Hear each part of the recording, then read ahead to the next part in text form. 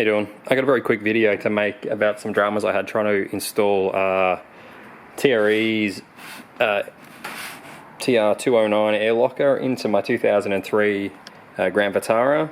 It's an SQ625 model. Just quickly, this isn't going to be like an installation of the actual air locker into a Diff. I'm taking it down to a Diff place to get them to drill and tap and put all the fittings and stuff in and get the Diff set up nicely.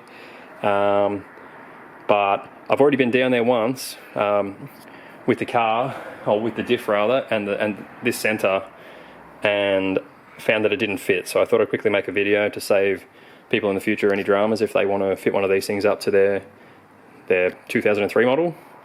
I have seen them listed as fitting SQ625s, but I think it needs to be the early ones. I noticed afterwards, having a look at TRE's PDF, it actually only lists up to the 2000 model. So yeah, be wary of that. However, I think there is a way of doing it. You just need to buy another Diff.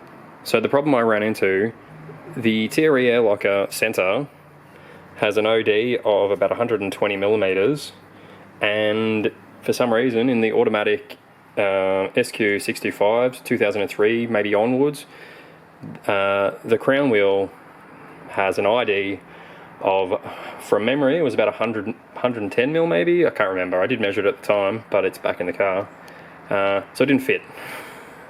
So I sourced a Diff from an SV420. It's the same ratio, it's a 4.8 ratio, 39 teeth from memory by 8, and I've just pulled it apart to check, and it does fit. Now it's not as nice, so it fits quite nicely on this, just drops in with no movement. I tried it on this a moment ago and it's tight, but I think with a little bit of heat or cooling this down, it'll just drop on really, really nicely and fit perfectly.